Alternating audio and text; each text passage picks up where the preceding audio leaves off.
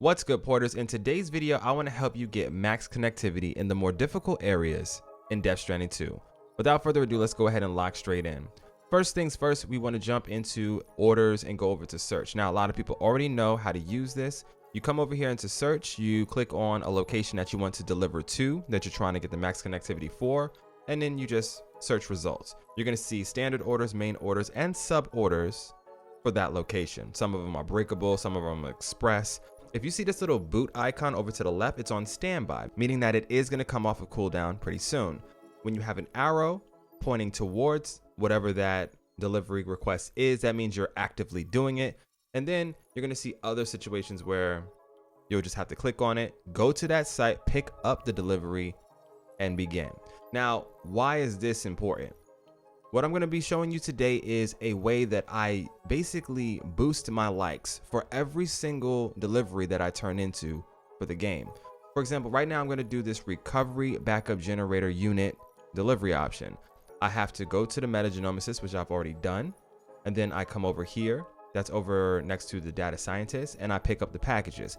You want to make sure that you collect all of the containers. That's going to be the part one of this. That way you're guaranteed that you're getting the maximum amount of likes that you can. Then two, I'm going to purposely fight these guys right here, which is going to be a threat that is in the path between me and the metagenomicist, which is going to boost my score. And then if I get lucky, I'll be able to bump into a BT as well, fight that, and that'll also boost my score. Anytime you engage with a threat that's between you and your order, basically engaging in content, is going to greatly increase the amount of likes you receive for that item. For example, I was able to do this for the data scientist. I flew through her last couple of connectivity by using this method. For the East Fort Knott distribution center, they're going to send you over here into a BT area, and you're going to have to just come over here, grab some cargo. If you take out a bunch of BTs before you leave, which is also a great way to get chiral crystals, I'll probably have a chiral crystal farm guy coming real soon doing that method. But you come over here, you grab all the packages, there should be about 4 of them, and then you take out a couple BTs on your way out. You're going to boost your score with this location. Some, not all, of the locations in this game have that mechanic built into them. Now, there is something I want you to know. For example, the Ghost Hunter and the Pizza Chef, those are special cases. These guys have specific quests that need to be done from their terminal at their site in order to progress their stars.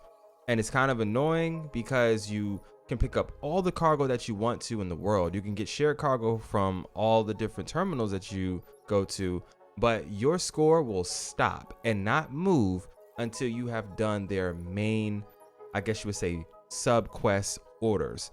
Once you've done that, then anything else that you turn in will, of course, give you the stars that you deserve, or basically raise your connectivity.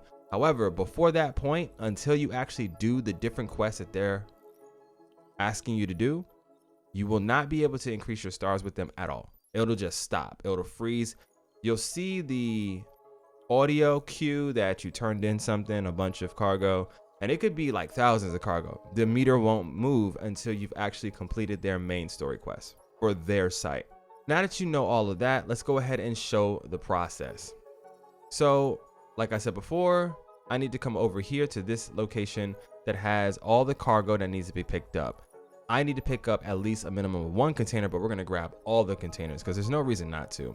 I am then going to travel over to the metagenomicist, but on the way there, I'm going to get into a couple of fights. Now, of course, during this process, you want to make sure that you do not damage the cargo. So saving often is going to be key to making sure that you don't do that, because you never know when your truck might fall off a cliff, or, you know, you get shot, or you crash into a boulder or a tree and just ruin all the cargo in your vehicle. It sucks. It happens to all of us. And there's been too many of a time that I thought I was safe. I was driving in an area. I literally bump into something and boom, all the cargo is just damaged. It's annoying. All right, I'm in the key location. I'm going to run over to where my cargo is supposed to be. And it looks like this cargo is the one that is surrounded by a bunch of chiral creatures, which is fine. If you have on this chiral creature hat, an item that you're going to be able to receive from the metagenomicist as soon as you reach level 2 with her, then you're going to be good to go. None of the chiral creatures, the bats, the spiders, none of them will bother you at all. You can walk right past them without any problem. So now, I mean, it's not really fashionable, but I walk around with this thing on my head at all times. That's just, there's no excuse.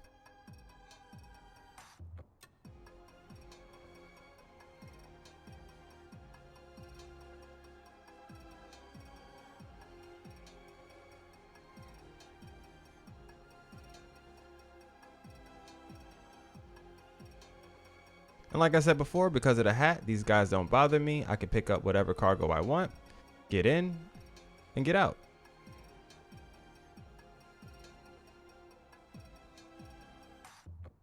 All right, once you have your cargo, you want to make your way over to your first enemy campsite and take some guys out. All right, once you get to your enemy's location, ditch your car and make sure you stay in stealth mode. Try to take out absolutely everybody and anybody that you can so that you just don't get caught. And in doing so, you're going to get the highest grade that you can possible. So let me go ahead and take all these guys out.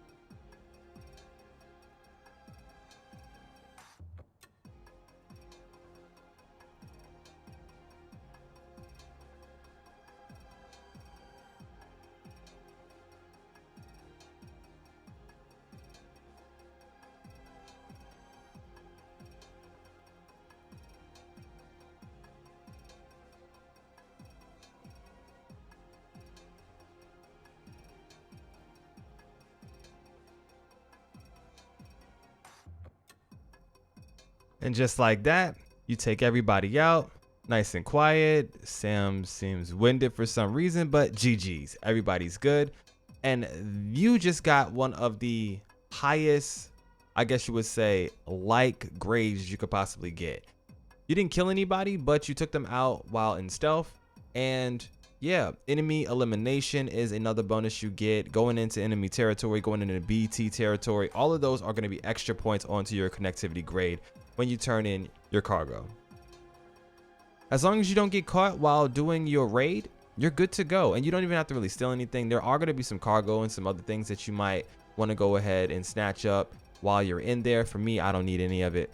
Okay, so once I've taken out the encampment, I usually come over here to the pizza chef, I resupply, and I may drop off some of my cargo just in case I don't want things to get destroyed when I do the next part of this guide, which is go through the BT area. If the BT is going to be there, then you fight him, you're going to get some extra points for defeating that threat. But if the BT is not there, then GG's, we just go straight to the metagenomicist. Of course, on your way home, be on the lookout for a bunch of the cargo you may need for that specific prepper, because for some reason when I'm doing these types of quests, I always bump into that specific distribution center's cargo, and it's just like more icing on the cake. Now, unfortunately for me as well, I was not able to get the BT to spawn for me, which is kind of sad. I guess it wasn't raining when I came up here, for one, and two, he just probably hasn't spawned in yet. Hasn't been long enough for him to come back, so it's too bad for me. But if you would have gone ahead and taken him out as well, you would have received extra points when you turn in your delivery. And right over there, you have those chiral bats. They are just completely ignoring me because of the chiral hat, the most OP item in the game. Guys, once I got the chiral hat, it just changed the game for me. In the early game, when you can't use this mechanic and you have to actually use blood grenades and all that nonsense to try to kill those things, it's annoying.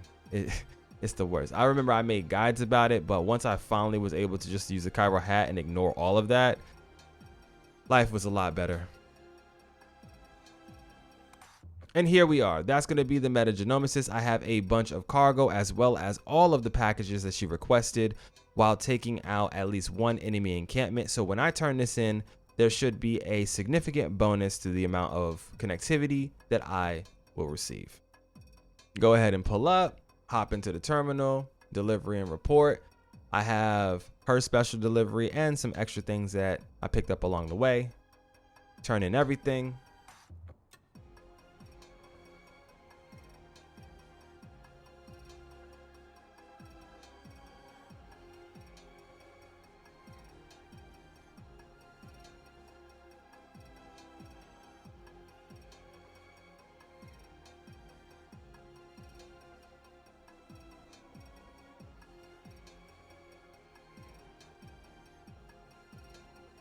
And there you have it. It's insane, guys. Like, look at this. I was only supposed to receive 516 from this recovery.